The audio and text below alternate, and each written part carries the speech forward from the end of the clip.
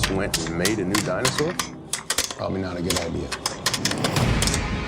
Hello and welcome to episode 70 of Popcorn and Prosecco, a show that's all about talking about movies. I am Perri Nemiroff, and here are my co-hosts, Kristy Puchko and Angie Han. Hello. Hi. All right, so this week we are going to talk about the new Hunger Games trailer, Hunger Games Mockingjay Part 2, and then we're going to jump into our big review of the week, which is of Jurassic World. So, Angie, you got the trailer first. Okay, yes. The Hunger Games Mockingjay Part 2. Quite a mouthful. So the first trailer for the last movie in the franchise came out this week. And I was saying to you guys before the show, I think it's a really good trailer. It's exciting. There's like moments that are sad and, well, not moments that are funny, but there are moments that are more uplifting and whatnot. The only thing is we essentially saw the first half of this movie last year, so it doesn't really have the element of surprise. What did you guys think? I liked it. I think it's a stunning trailer. I think that's probably what caught me, not really off guard, but kind of wowed me more so than anything, is some of the visuals, like the shot, like the opening shot of the wedding and that other shot where it's President Snow sitting around that table.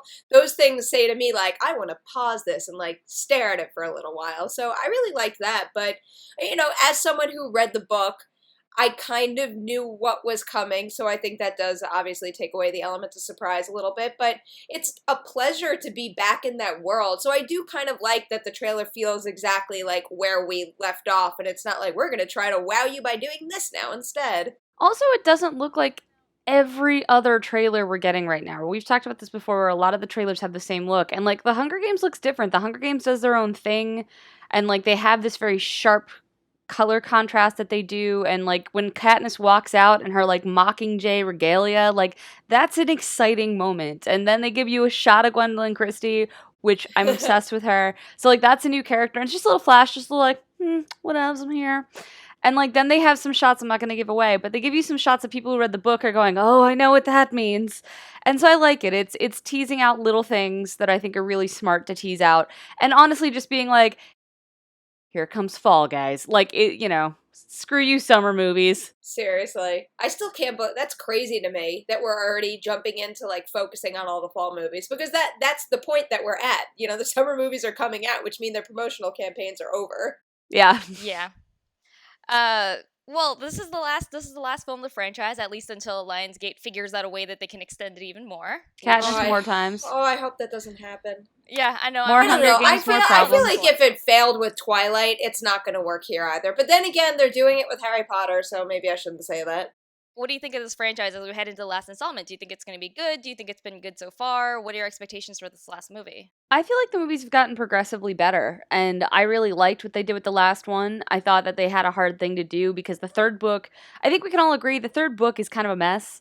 It feels really rushed. There's a lot of stuff for those who haven't read the third book where Katniss gets knocked out and then wakes up and people tell her things. The third book is basically packed with brilliant ideas, but there's like no structure to it whatsoever. Yeah, and it's like just a a lot mishmash of stuff. It's a lot of telling and not showing. The third book also kind of it's so different from the first two books, and I feel like it doesn't really take the time that it needs to get you used to this new environment and set up the new storyline. So even though in general terms I hate it when they do that thing where they split the last book into two pieces, I actually thought it really worked here. Me too.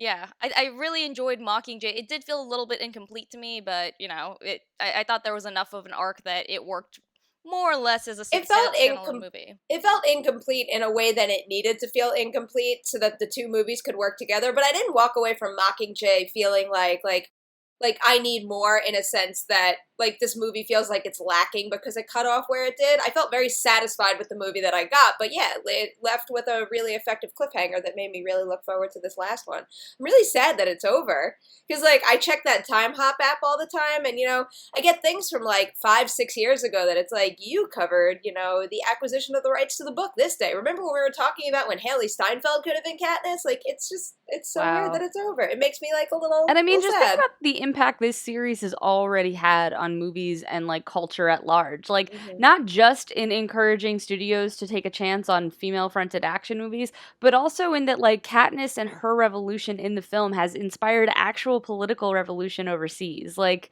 that's incredible. And yeah, I think the fourth movie is going to be great, because I feel like they've built enough of a world and these people are really invested, and I think it's going to be outstanding. I think it's going to be the best one yet. I'd like to hope so. I think it will. I think they got progressively better in ways, but the second one is still my favorite. I think that they got progressively better because I think that I think they actually did a good job of having each movie kind of build on the world that the last one set up. So the world just kept getting richer and more complicated and more layered and more interesting. But yeah, I guess overall it sounds like we're just all looking forward to the Hunger Games. Yay! I can't wait, yeah. Now All into right. a movie we were super looking forward to this summer. I think you like kind of just teased it. We were super looking forward to it. I'm working on my Alright. segues. We're getting there. We're getting there. It helps when you pose like that, too. Now we feel complete. We can move on. All right. So the big review of the week, Jurassic World. Here is the synopsis. 22 years after the events of Jurassic Park, Isla Nublar now features a fully functioning dinosaur theme park, Jurassic World, as originally envisioned by John Hammond. After 10 years of operation and visitor rates declining in order to fulfill a corporate mandate, a new attraction is created to re-spark visitors' interest, which backfires horribly. That was like, it was doing okay. It's accurate, but like you just basically need to be like, following after Jurassic Park, they made another park and shit goes bad. Well, they also kind of made, unless this is in the press note somewhere, but they kind of made up after 10 years of operation and visitor rates decline. Like, why specifically after 10 years? Well, also, I didn't think the film ever said how long the park had been open, and I didn't get the impression they had declining rates. I thought it was just about the fact that their overhead is just so high that they need more people. I'm pretty sure at some point somebody says it's been 20 years and interest in dinosaurs is waning. It's been 20 years since Jurassic Park. They do say that, because she's like, they make there's like a joke about that, but they don't talk about how long this park has been open. I don't think, not that it matters. Yeah, I guess it really doesn't matter, but I think they specifically, like, maybe not in a clear-cut sentence that would say, like, these are the facts, but at one point it was said, I think, that 20 years and people are just not interested anymore. But they said 20 years in reference to when the last park existed. All right. Let's move on and talk about the actual movie. Yeah, I've been waiting for this movie for a very long time. I've said it on this podcast quite a few times before that Jurassic Park is my favorite movie of all time, and I know that we got Lost World and Jurassic Park 3, but obviously those movies are crap. But there's something a lot more special about this one because of the whole idea that after 22 years, we are finally getting to see a fully operational version of John Hammond's original dream, and that to me was like absolutely mind-blowing. Last week on Friday, they had aired Jurassic Park on TV, and the point of that was so that at the end they could give a nice tease of Jurassic World. And seeing Jurassic Park and then a snippet of Jurassic World play back to back, it was like chilling. It's like I watched for 3 hours commercials, but like the whole park, like it was beautiful and exciting, and then it got destroyed, and then all of a sudden it's like cut to like, this is what it really was supposed to be, and it's really moving, and I found that stuff in the movie very moving. They used some familiar score, too, and I think the combination of that and, like, the big park reveals work really well, where as a huge fan of the original, I was, like, flipping out to see these things in action, but then there's all, the added storylines, and well, I have a lot to say about that, but I'll let someone pick where to start. My problem with this movie is first and foremost that it never stands on its own legs. Like, they introduce you to the Chris Pratt character and the Bryce Dallas Howard character and the two annoying kids characters, and then there's some characters over here. And there's tons of characters, but they never actually take the time to develop them. So instead of actually caring about these characters, the movie keeps going, hey, remember that time in Jurassic Park when this happened? And there's I thought the callbacks were mostly pretty cute. I thought some of them were a little heavy-handed. A lot of them I really did appreciate, just even really simple things. Like at a point, a blood droplet falls and it falls in someone's arm. There's little ones that I thought are fine. Like the problematic one, which drives me off my mind still just thinking about it, is when Chris Pratt and Bryce Dallas Howard are talking about, manning up and going into the park and saving the kids. And he's like, why are you dressed like that? And she's like, well, I'll get jungle ready. And she takes her super fancy, God knows how expensive button-down shirt, and she ties it up like Ellie has in Jurassic Park. And she's like, well, look at me now. And he's like, what does that do? And that was what I was thinking too, but in a bad way. I took more issue with the fact that they actually repeat full-on beats from the first movie to the point where, the finale felt like such a rehash of the first movie that I just got annoyed. Well, the finale... All right, we're going to have a spoiler section because I want to elaborate on the finale and why I liked that. I feel like they could have made a movie in its own right about this new park and the new problems a park like this would have.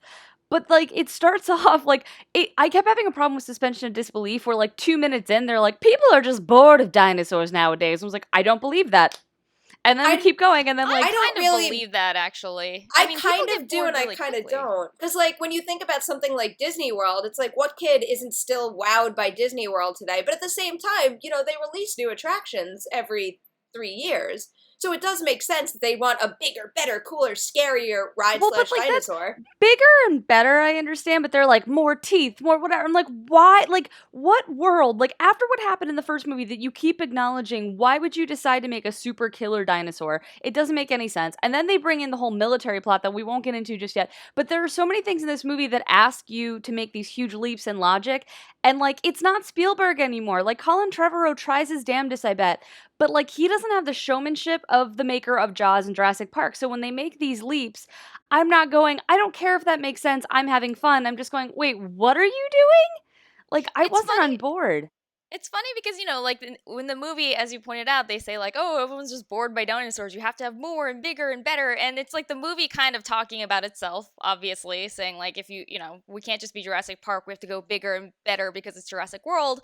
But that actually, I'm not saying that there's no way to go bigger with Jurassic Park and make it work, but I don't think Jurassic World is it, because Jurassic World kind of just felt like they were like, okay guys, we need to like top Jurassic Park, so let's just add more of everything. There's more dino action, more spectacle, more plot lines. Everyone inexplicably has like one or two extra subplots that they don't need, like every character does. Well, I think a lot of that comes down to the military plot, which we'll get into after. I think that just complicates plot. Like, you didn't need that. I think that kind of, well, the divorce thing. Like, but their parents are getting divorced, and I was like, oh, okay, where is this going? It's not going fucking anywhere. They put that in there for no reason. It has nothing to do with anything. Well, the like, military plot also kind of, like, bled out into Jurassic Park management, where it's like, who really knew what was going on? Who's double-crossing who? And, like, none of that even mattered in the end. No. But going back to Jurassic World, kind of rehashing things in Jurassic Park and the idea of not being wowed by dinosaurs anymore, there was actually, like, I think a really easy, subtle fix to that, and it was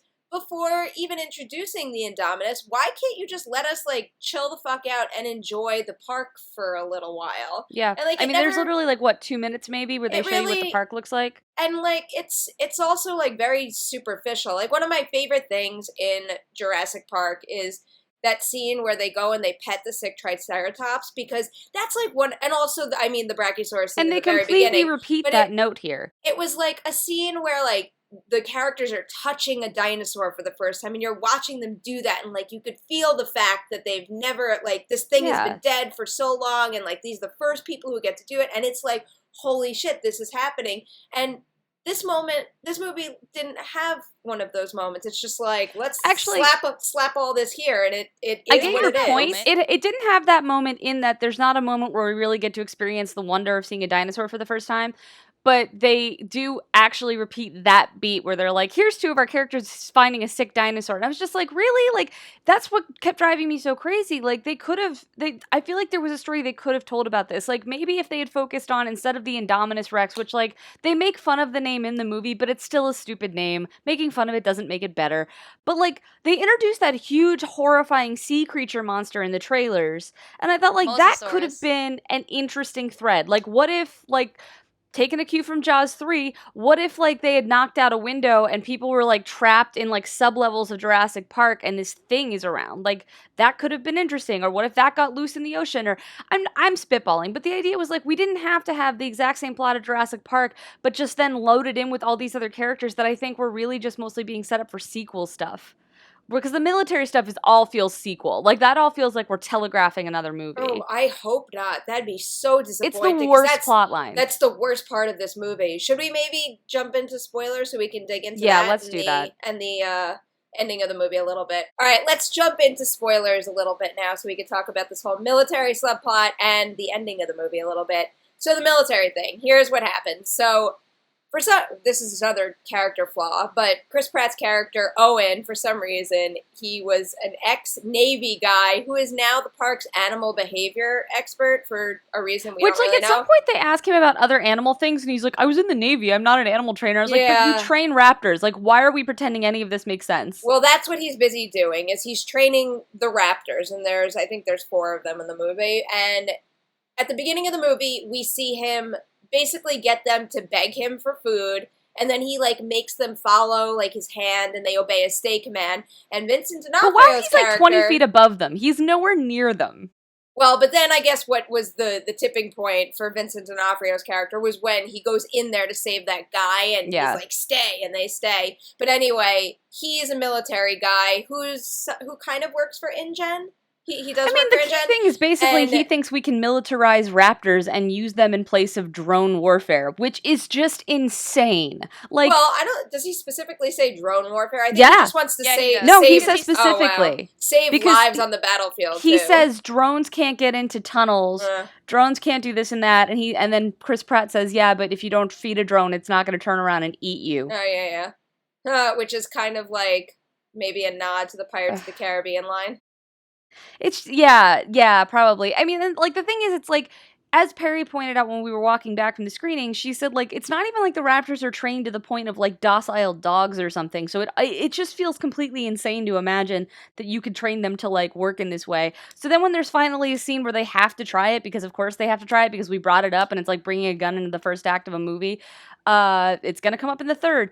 There's no hope for you thinking this is going to work. And that's what I'm talking about with the idea that Trevorrow is making these leaps in logic that, like, he cannot sell. Like, he doesn't have the bravado for it. The saddest part is that part would have been, I think that part would have been so easy to pull out, you know? Just feature Chris Pratt trying to train the raptors and, like, just do good by them. And then in the end, when everything goes to shit, just have, like, it be his decision to put what he's been working on out into the field and be like, fuck, well, we have no other options. Like, let's give it a shot, boys, come on.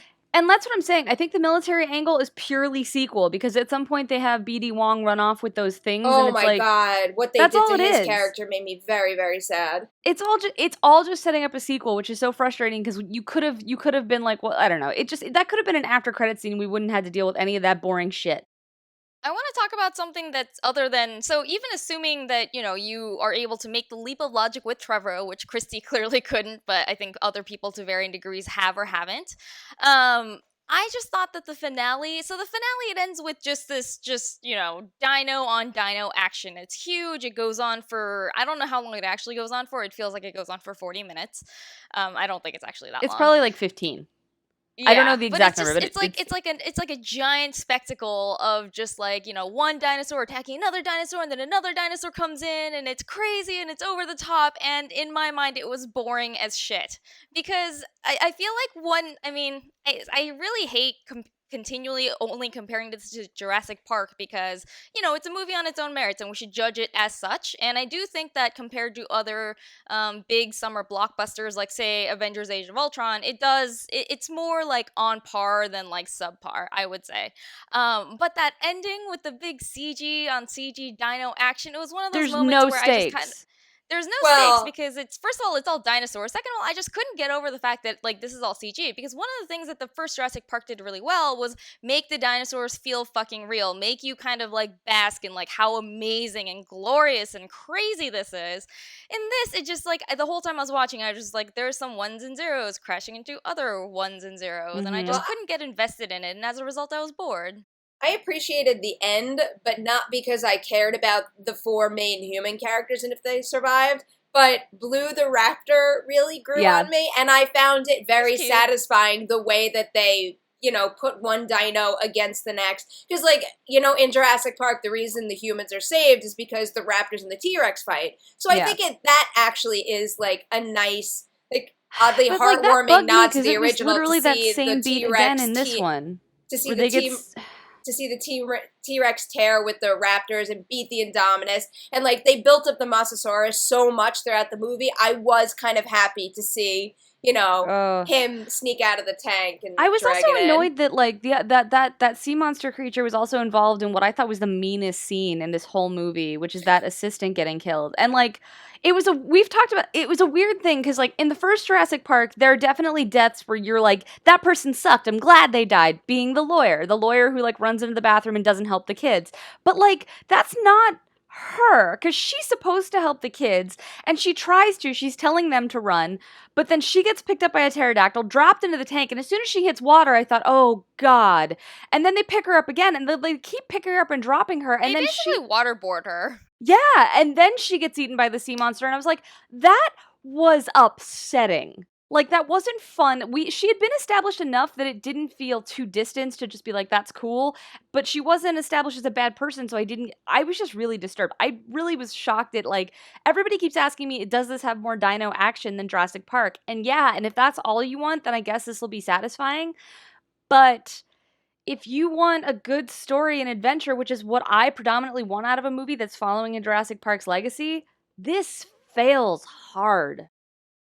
I don't want to say it's the worst. It's not a total loss. Like, as if you're a big fan of the original like me, there's a lot of fun to be had with the idea of actually seeing a fully operational park. And I did like some of what they did with the raptors, just as characters. Like, I found that Blue the raptor actually, conveyed more emotion than his big star human counterparts. And I kind of liked what they did. And the fucking dinosaur We actually didn't even had talk an about arc. the acting. That's how this movie impacted us, that we didn't even mention the acting. But it's there. It is incredibly disappointing because I think one of the biggest problems with this movie is it just doesn't have, like, the heart and the texture and the character development of the original. And it's, like, part of the reason you could buy that, someone recreated dinosaurs and put them in a freaking theme park is because there's all these people that believe in it so much. And here it's almost like they're like, too smug about it. And that was a little upsetting. But, if you're a big fan of Jurassic Park, you obviously have to see it. And